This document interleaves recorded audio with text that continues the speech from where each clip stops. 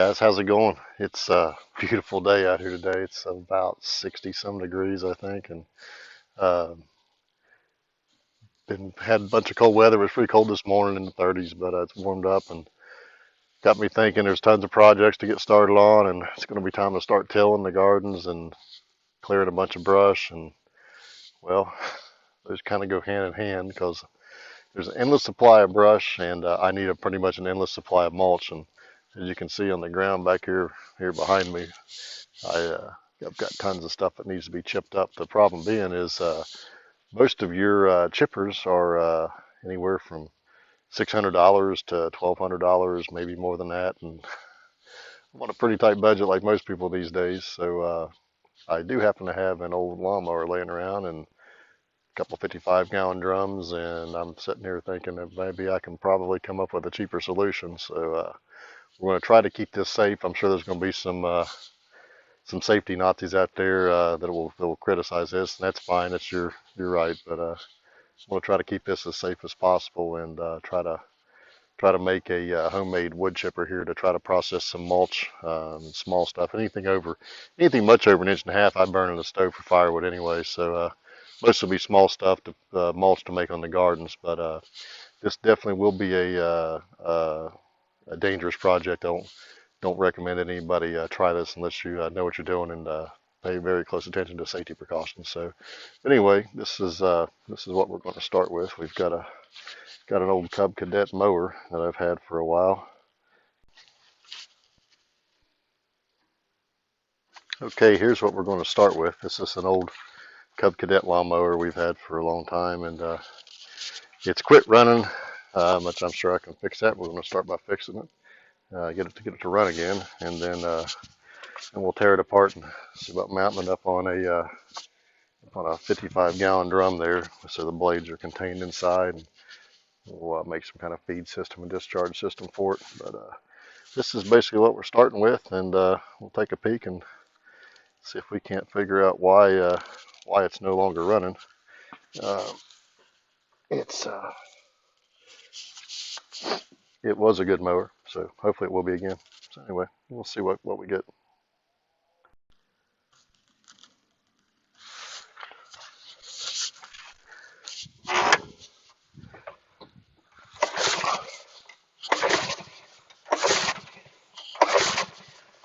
Okay, it definitely still does not start. It didn't start last year either, so, or maybe it was the year before. But anyway, it's been here for a while. So start by getting some of this covers and stuff off here so we can actually get down into everything and see what's going on here. It's always easier when you can actually see what you're working on.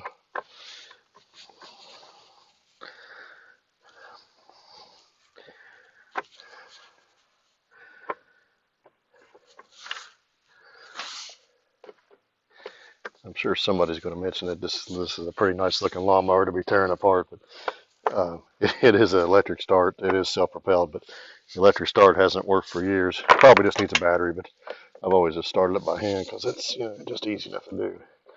That and loaned it out for a while there, and it came back. The self-propelled unit is the gears are stripped out of it, so it's really not something I wanted to fix. I just use it as a push mower. But again, out here it's really not big enough for anything that I would need a lawnmower for out here. So let's get this out of the way.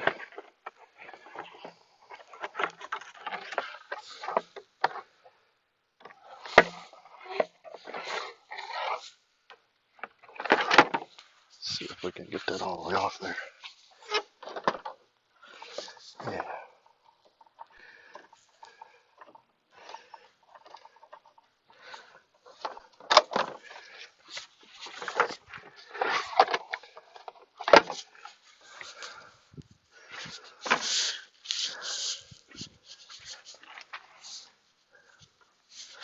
Now,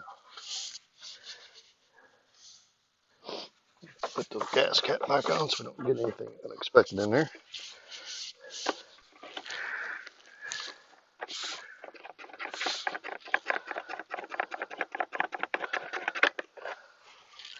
Air filter. pretty nasty. We'll clean that out while we're in there. We may end up just getting a new one for that. That is pretty disgusting looking.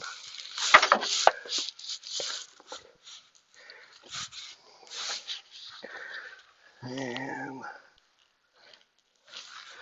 we need to pull that cover off so we can get to the carburetor. Okay, you got that side cover off there. We can see the carburetor, and looks like it's got some varnish inside of it. So thinking that's probably going to be the easiest place to start there.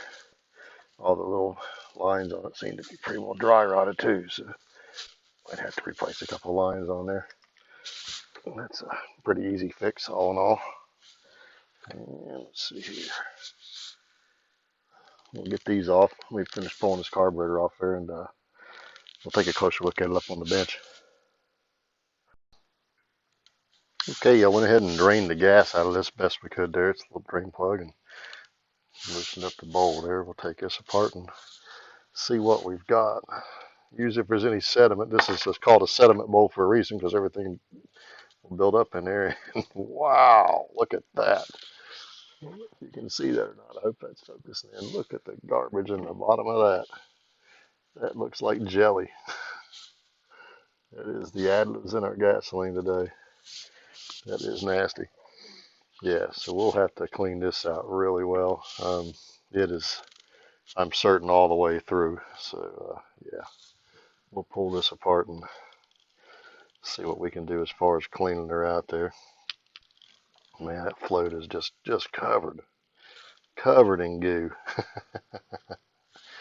So hopefully not a lot of it made it through the actual carburetor. Hopefully it just kept the float from working. So I'll know here shortly when we try to blow some air through the thing here. So let me clean this out a little bit, and then we'll pick back up there.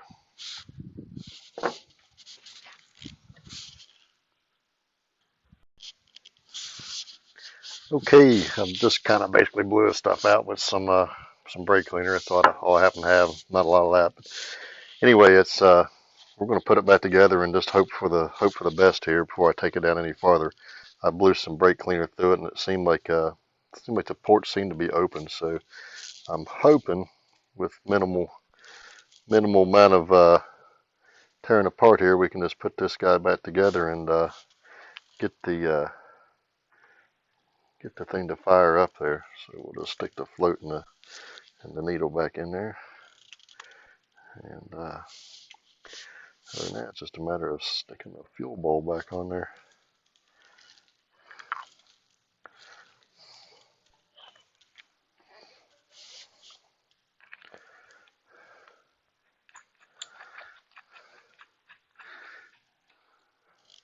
Alrighty, give this a shot.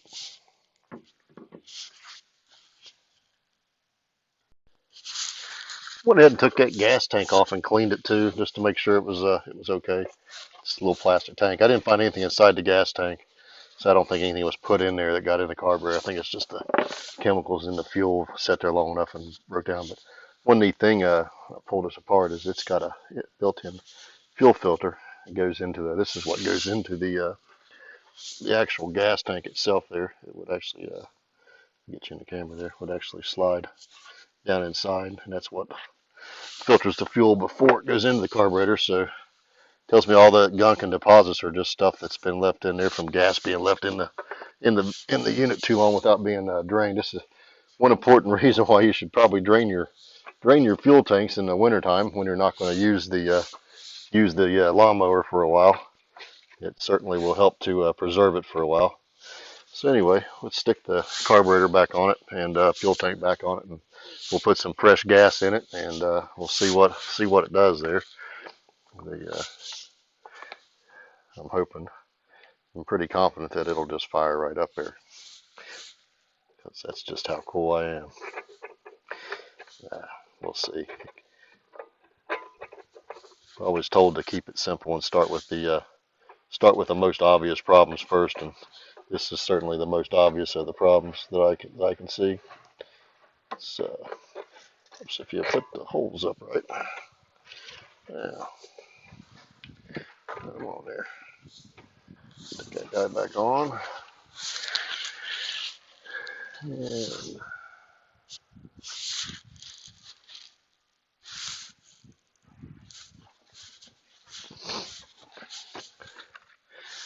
get our fuel linkage there. Put this back on. Come off of there.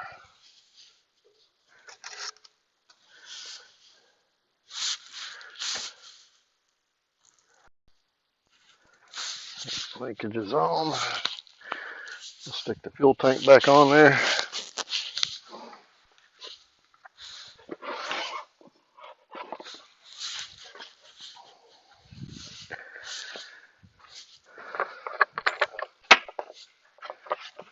The spacer goes in there.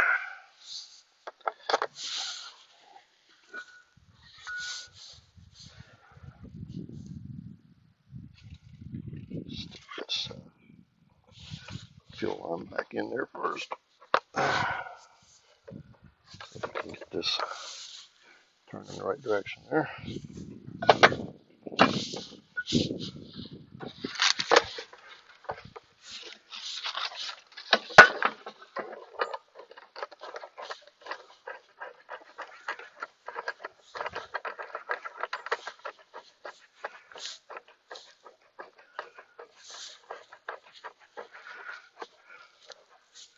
There's really not that much that's complicated about these little small engines.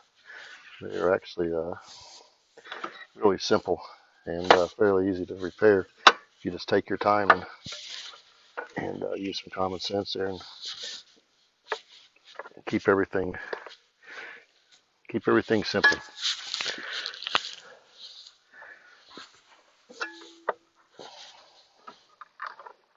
I've picked up I don't know how many lawn mowers and weed eaters and small engines over the years because they've not been maintained and people just put them away and they pull them out in the spring and they won't start, and instead of taking a few minutes to pull them apart and actually see what they require, what they need to get them running again, they'll just discard them. It's easier to go buy a new one these days, it seems like, but I've never not really have that luxury to be able to just throw money away like that, so I have to take care of mine.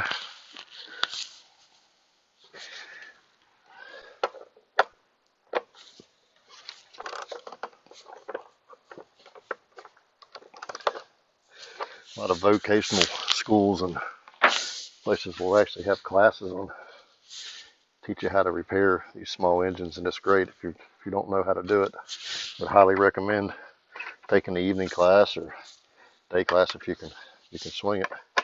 And never hurts to know how to fix something yourself. Even if you choose not to, at least at that point you still know if you're getting a good deal if you take it to somebody else and have them repair it, or whether they're feeding you a line of hooky there. But never hurts to be informed. Me personally, I get a lot of satisfaction out of fixing my own stuff. Just gives me a sense of accomplishment, and like to not really rely on whether somebody did their best or not on something. And if I take a shortcut, and it's the only person I've got to blame is myself.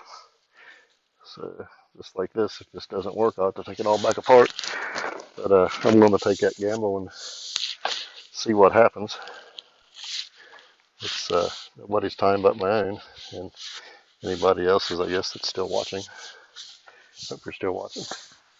I hope you haven't lost interest that easy. Alright, let's see here.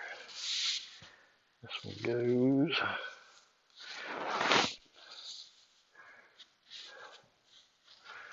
Looks like it goes. It's not right.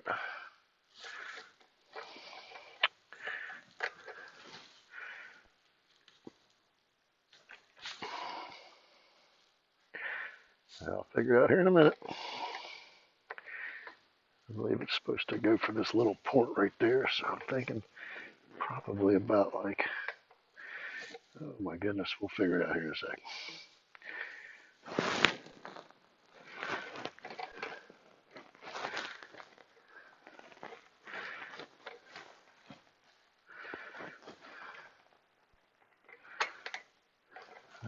Can't go like that.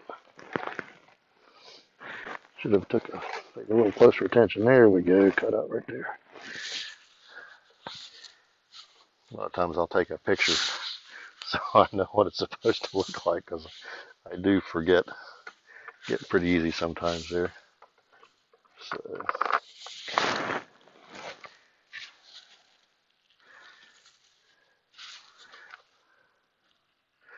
All right.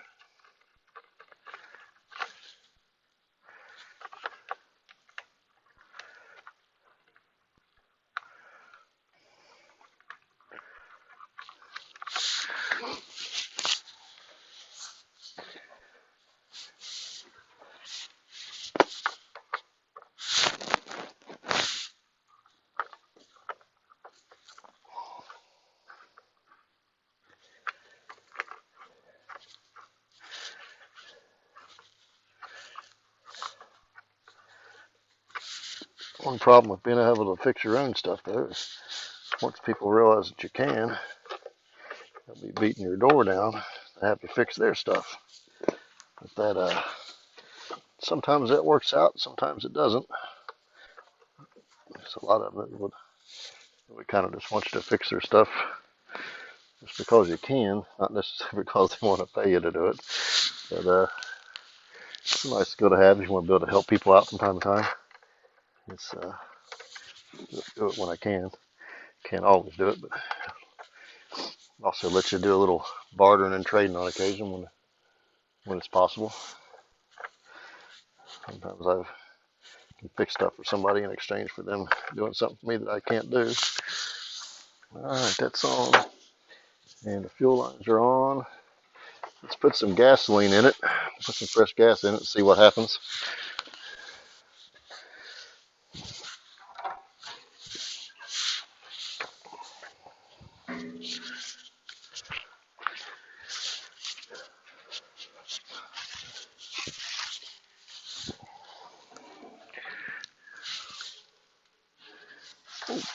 Daggone.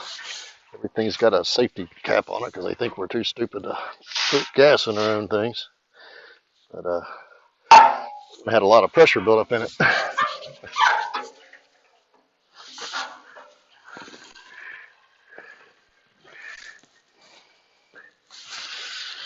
figured we're not smart enough to know how to use a gas can. I might have just proved them right.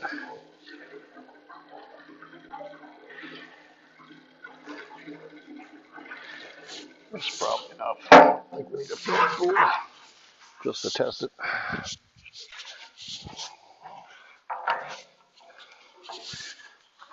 And that I may have to drain into the carburetor.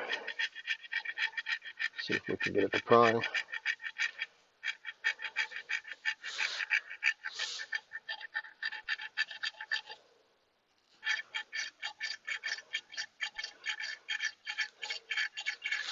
See what she's going to do there. Give her a couple pulls there. Oops, I forgot to put the pull handle down there. Put that back up here where it belongs. It's got one of those extra long pull handles. All right. Tighten that down. It's got to be up here because you have to hold the handle back for it to start. I think it's probably going to run. Well, that's a lot of smoke, isn't it? So we've got spark. Let's try this again.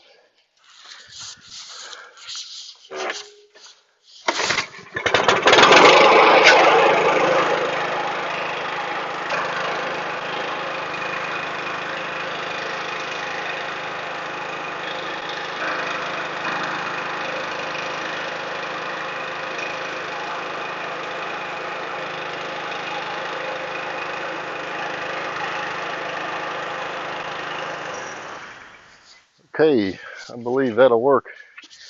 I'm sure that'll burn some smoke out of the exhaust for a while. It's probably got all kinds of nasty stuff in there, but all right, I'm a happy guy. It's running. So we'll go ahead and let's tear it apart so we can mount it on homemade wood chipper.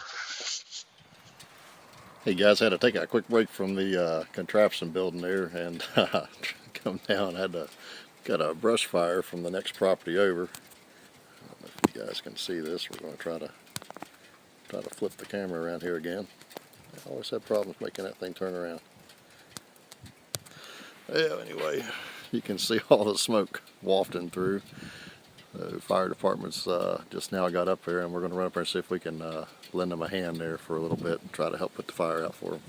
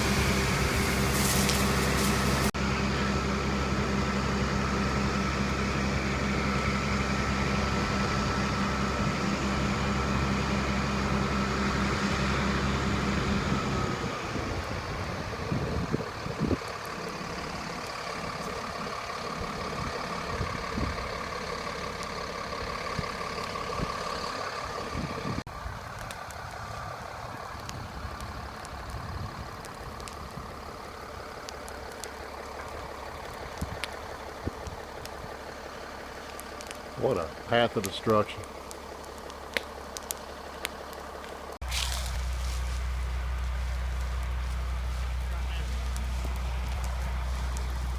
This goes up as far as you can see.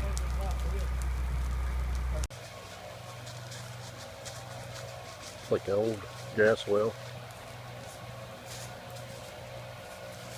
You don't see any name on any of this stuff, do you? Yeah, man. Live gas line is on fire. Do not try this at home. This is the cavalry arriving right here.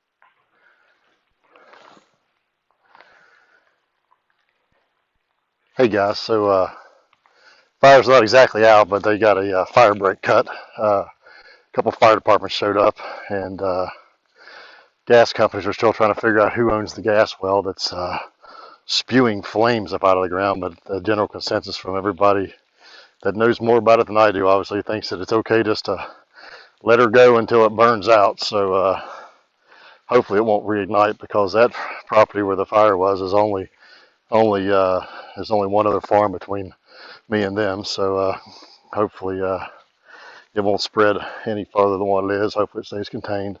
Helped them get a fire break cut in there with some rakes and shovels and leaf blowers, and it was a very lengthy ordeal. I spent most of the day up there. It's dark now, you can see, so I just had to come back up to the shop there and put my tools away and everything. It's starting to rain a little bit. Hopefully we're supposed to get some storms this evening, so hopefully that'll help put out the rest of the fire that's up there. But it's kind of contained into looks like about 3 to 4 acre, maybe 5 acre radius there. So hopefully it doesn't go any farther beyond that. It's that's enough of a loss as it is. So it is what it is, and Lord kept it from getting any worse than what it could have been. So anyway, you'll have to stay tuned and see where we go with the homemade wood chipper, and hopefully the next episode's not interrupted by a fire or anything else for that matter. So hey, thanks for watching, guys. Give me a thumbs up, like it, subscribe would be awesome. Doesn't cost you a thing to subscribe, and lets me know that you guys are interested in the channel. So just take a moment and please subscribe, and thanks a lot. God bless you guys, and have a great day.